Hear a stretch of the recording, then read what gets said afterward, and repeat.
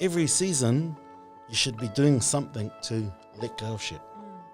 Because Puanga's about reset. Press reset so that you can go again. Ooh, I need to go into Puanga and Matariki with that. I need to throw some in that fire.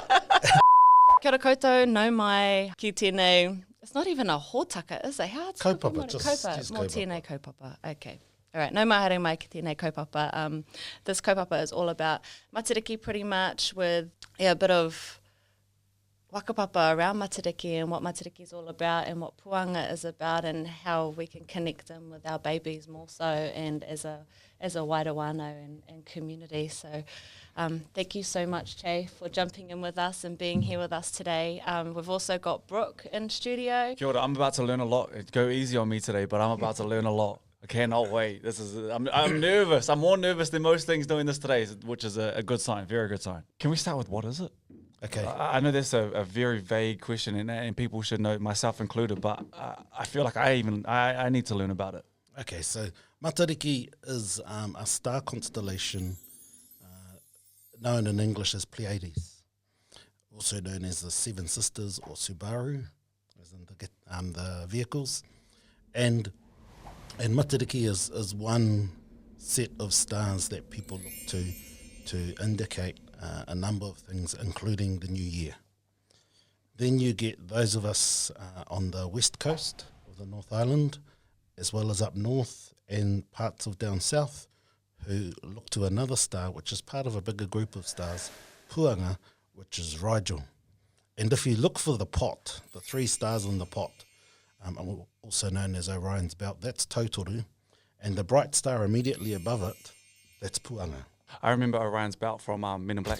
Yeah, So yeah. we correct it. Yeah. Why are we, I guess, separate, or why do we look in certain places or different places?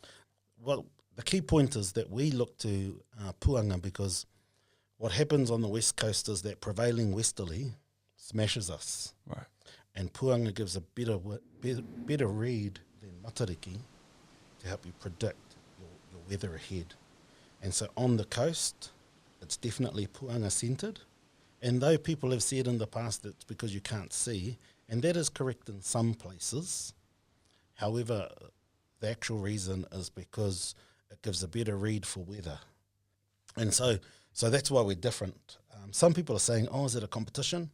Nah. So there's not one that's right or wrong. Yeah, Yeah. that's it. And I think we fall into the trap of, no, it has to be this or it has to be that, whereas just live in who you are and your difference and know why. The thing that I've learned a lot about recently is Matariki, because it's been the really, really big push. For anyone who would like to know about where we're from, and obviously besides from like the weather and knowing that, why is it so important to us as opposed to Matariki? So everything's based on the weather as the first principle, Yeah. for want of a better word, simply because the weather dictates kai. Oh, you got me. I'm in. Yeah, I'm in. And so traditionally, you had to rely on those weather predictions to help you to get ready for kai. And right now, our two primary sources, the primary bird would be a kērero traditionally, so K-fry is probably the cheaper option. And then the blind eel or the piharo, the lamprey, which is actually not an eel, but it looks like one.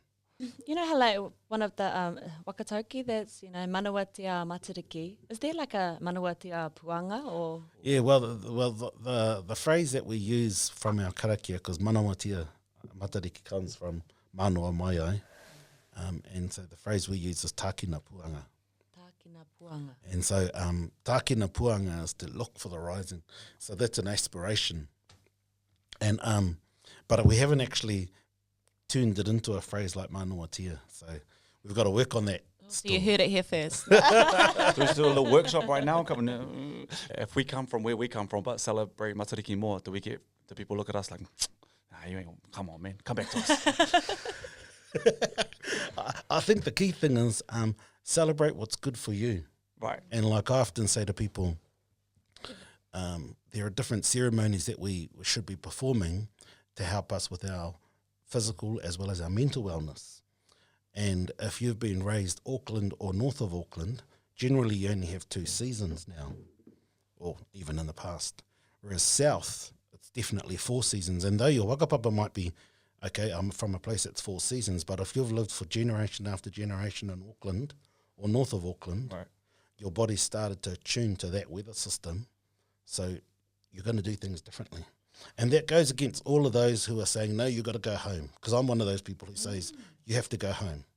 However, our realities are what they are, and we have to be kinder to each other, because what we often do is just throw stones before thinking.